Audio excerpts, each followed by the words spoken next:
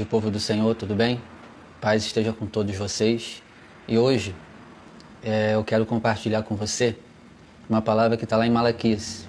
Malaquias capítulo 3, versículo 13, que diz assim, ó: As vossas palavras foram agressivas para mim, diz o Senhor. Mas vocês dizem, que temos falado contra ti? Bom, o tema de hoje é palavras agressivas contra o Senhor. Você sabia o que era isso? Você tem noção do que é palavras agressivas contra o Senhor? E uma coisa que é triste é de ver que o povo na época de Malaquias, o povo de Deus, hein? Eu não estou falando de pessoas que não conheciam a Deus, que não conheciam a sua palavra. Pessoas que conheciam a sua palavra, diziam ter comunhão com Ele e falavam atrocidades contra Deus. E talvez esse seja o nosso caso. A gente está na igreja, vem na igreja, a gente ouve louvor, até dá uma meditada na palavra, mas as nossas palavras contra Deus, ela tem sido agressiva. E essa é a palavra de hoje para nós. O que nós temos falado tem sido agressivo aos ouvidos de Deus. Então vamos ver aqui o que esse povo estava falando? Olha só, vamos ler aqui Malaquias capítulo 1, verso 2. Diz assim, ó: Eu vos amei, diz o Senhor, mas vocês dizem, em que nos amaste? A primeira palavra agressiva contra o Senhor é: o Senhor não nos ama. Deus está dizendo, eu amo vocês. Aí o povo responde, em que o Senhor nos ama? Não, o Senhor não nos ama, não.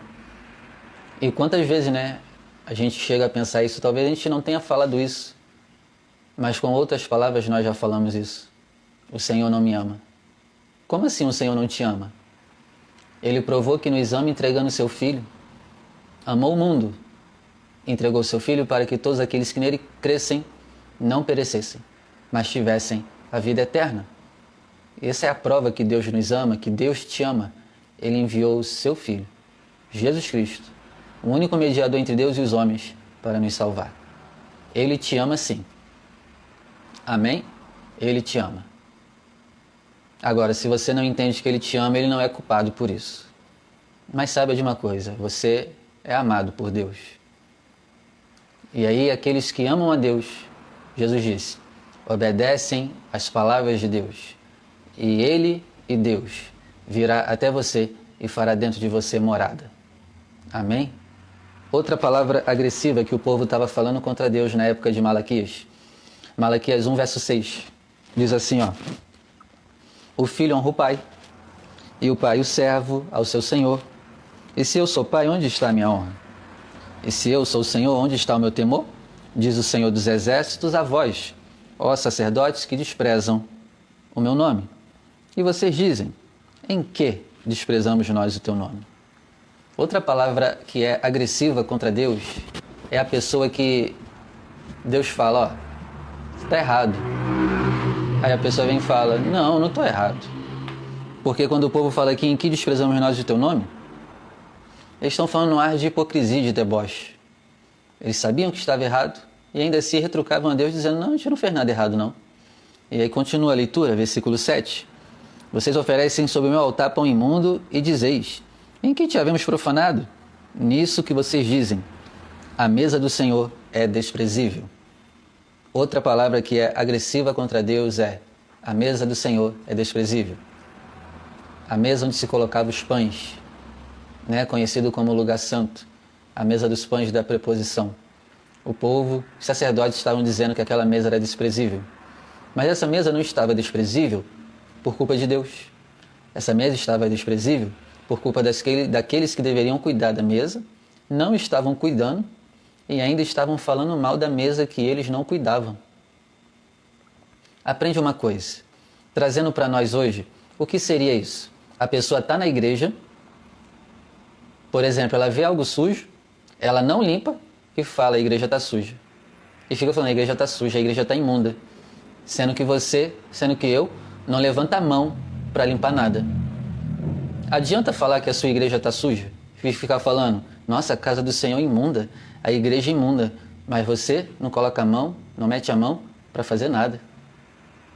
Isso é uma palavra agressiva ao Senhor. Então, se tem coisas erradas na sua igreja, em vez de só ficar falando que a tua igreja é isso, que a tua igreja é aquilo, por que você não coloca a mão para resolver aquilo que está errado que você viu? Mas é mais fácil falar, né? É bem mais fácil falar e trocar de igreja, não é isso? É mais fácil. Aí, continuando, Malaquias 1, versículo 12, diz assim: Mas vocês profanam o meu nome quando dizem, a mesa do Senhor é impura, e o seu produto, a sua comida, é desprezível.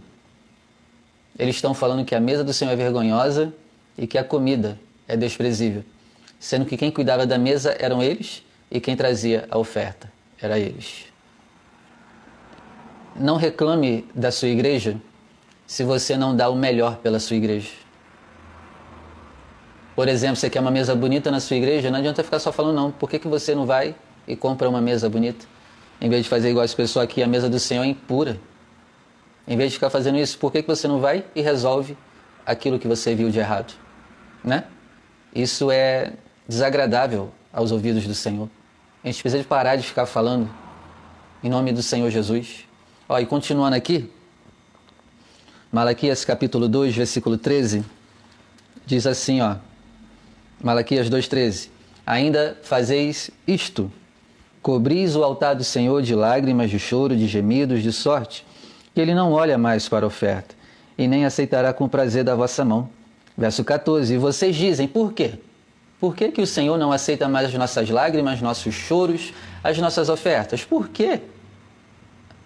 Aí Deus responde: porque o Senhor foi testemunha entre ti e a mulher da tua mocidade, com a qual tu foste desleal, sendo ela tua companheira e a mulher da tua aliança.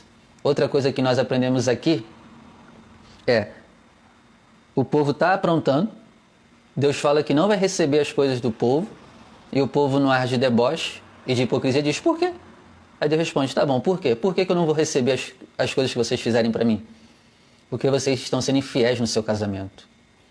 Se você está me ouvindo agora, seja fiel no seu casamento. Ande em fidelidade no seu casamento. Não apronte no seu casamento. A carta de Pedro vai dizer que se você tiver brigado com a sua esposa, Deus ele não ouve as suas orações. E aí? Imagina então traição. Pare com isso a partir de hoje. Seja fiel ao seu cônjuge, em nome do Senhor Jesus. Seja fiel. Deus ele quer fidelidade sua e minha hoje, no nosso casamento. Amém? Aí continuando aqui, Malaquias capítulo 2, verso 17. Vocês cansam o Senhor com suas palavras, e ainda ficam dizendo, em que te enfadamos? Nisto que vocês dizem. Olha só o que o povo vai dizer. Qualquer que faz o mal passa por bom aos olhos do Senhor, e desses é que ele se agrada. Ou eles ficam dizendo, onde está o Deus do juízo? Então aqui a gente vê 3 coisas que o povo estava falando na época de Deus e que eram palavras desagradáveis aos ouvidos do soberano, do Criador. A primeira é, todos que fazem o mal passa por bom aos olhos do Senhor. Isso é uma grande mentira. Quem faz o mal não é bom aos olhos do Senhor. Ele odeia a maldade. Ele é contra a maldade. E Deus prega contra a maldade. Não existe isso de que ele se agrada, de que ele acha bom quem é mal. Você está enganado. Outra besteira que o povo estava dizendo na época dele, de Malaquias, é: Deus se agrada de quem faz o mal. Gente, Deus não se agrada de quem faz o mal. Pelo amor de Deus. E a terceira frase que o povo dizia: onde está o Deus do juízo? Cadê o Deus que não julga com justiça as injustiças nesse mundo? Coisas que são desagradáveis aos ouvidos de Deus. Não diga essas coisas mais. Aí ele continua. Tem mais, o povo não para de falar besteira não. A Malaquias capítulo 3, verso 7. Diz assim, Desde o dia de vossos pais vos desviaste dos meus estatutos e não guardaste. Tornai vós para mim, e eu tornarei para vós, diz o Senhor dos Exércitos. Mas vocês dizem, em que havemos de voltar? Senhor, tu está dizendo que a gente vai voltar para ti? É claro que não. Nós já estamos contigo.